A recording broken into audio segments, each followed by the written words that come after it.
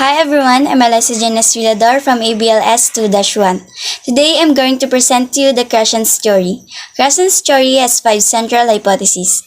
Number 1 is the acquisition learning hypothesis, next is the monitor hypothesis, the natural order hypothesis, the input hypothesis, and the last is the affective filter hypothesis.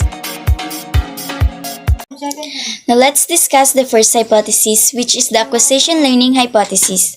In this hypothesis, according to Krashen, there are 2 independent systems of foreign language activity. Number 1 is language acquisition, and the other number is language learning. Language acquisition is the product of a subconscious process very similar to the one that children go through when they acquire their first language. This requires considerable interaction in the target language as natural communication, where speakers focus not on their words but on the act of communicating. On the other hand, language learning is the product of a formal teaching, so it is a conscious process that leads to conscious knowledge of language. For example, knowledge of grammar rules, it must be said that a deductive approach in a teaching center produces learning while an inductive approach in a centered student environment leads to acquisition.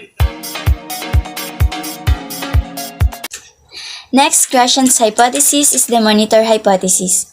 This hypothesis explains the relationship between acquisition and learning and determines the effect of the first letter. According to Krashen, acquisition is the initiator of speech while the learning system plays a supervisory or editorial role. This monitor acts in planning, editing, and correcting functions when 3 specific conditions are met. The sufficient time, focus on form, and knowledge of rules. So monitor's role is to correct deviations from the normal voice and make the voice cleaner. Monitor learners can be overusers, underusers, or optimal users. Next is the natural order hypothesis. This hypothesis holds that the acquisition of grammatical structures follows a predictable natural order for a given language. Some grammatical structures tend to be acquired early while others are late. It also takes into account student errors and mistakes made by students when the structure used is not completely made. However, the students did acquire the ability to modify their production. So the best way to correct students' mistakes is to provide more entries containing the mentioned structure. Next is the input hypothesis. This hypothesis Krashen's attempt to explain how second language acquisition takes place. In this hypothesis, the learner improves and progresses along the natural order when he receives second language input that is one step beyond his current stage of linguistic competence. And the last central hypothesis of Krashen is the affective filter hypothesis.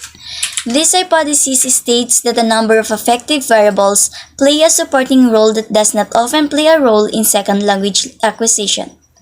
These variables include motivation, confidence, anxiety, and personality traits. Krashen asserts that learners with high motivation, confidence, good self-image, high anxiety levels, and introversion are better equipped to succeed in second language acquisition. Conversely, low motivation, low self-esteem, anxiety, introversion, and inhibition can raise efficiency filters and form mental blocks that impede language acquisition. So for the acquisition to happen, a positive impact is necessary but not sufficient by itself. And that's are the 5 central hypotheses of Krashen's story. Thank you for watching.